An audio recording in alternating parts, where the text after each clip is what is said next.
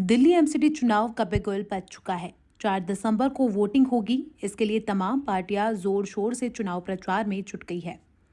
BJP, आम आदमी party और कांग्रेस के अलावा छोटे दल भी अपनी किस्मत आजमा रहे हैं। ओवैसी की पार्टी एआईएमआईएम और चंद्रशेखर आजाद की आजाद समाज पार्टी यानी एएसपी ने शुक्रवार को घोषणा की कि उन्होंने आगामी दिल्ली नगर निगम चुनाव एक साथ लड़ने का फैसला किया है। खास बात यह है कि दोनों पार्टियां दिल्ली के अल्पसंख्यक और दलित बहुल इलाकों के 100 वार्डों में उम्मीदवार उतारेगी।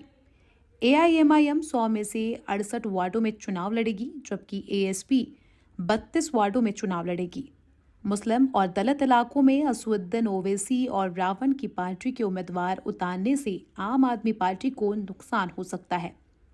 आम आदमी पार्टी दिल्ली से कांग्रेस का सफाया कर मुस्लिम वोटों को अपनी तरफ खींच लिया है और ओवैसी और रावण के उम्मीदवारों के मैदान में आने से दलित मुस्लिम वोट बट सकते हैं।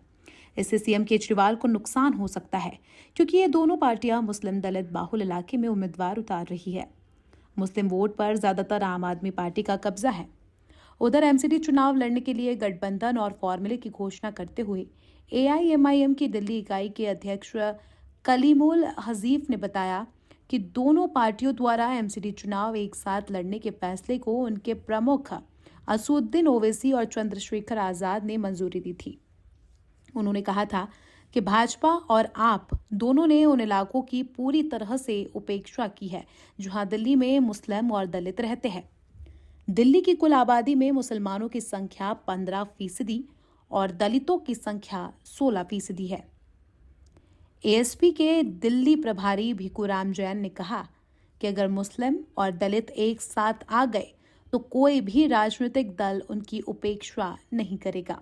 जैन ने कहा कि मोर्चा पूरी ताकत से एमसीडी का चुनाव लड़ेगा और लोगों को धोखा देने वाली भाजपा और आप को सबक सिखाएगा। एआईएमआईएम का इरादा ओखला, मटिया महल, सीलमपुर, मुस्तफाबाद, बल्ली मारान, बाबरपुर, सदर बाजार और ऐसे ही अन्य निर्वाचन क्षेत्रों जैसे बड़ी मुस्लिम क्षेत्रों वाले वार्डों पर अपना उम्मीदवार उतारना है।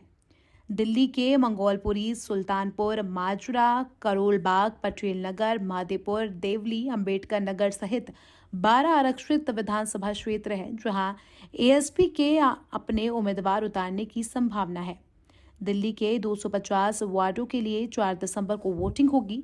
वोटों की गिनती 7 दिसंबर को होगी। 250 वार्डों में से 42 एससी उम्मीदवारों के लिए आरक्षित है। Special desk the report.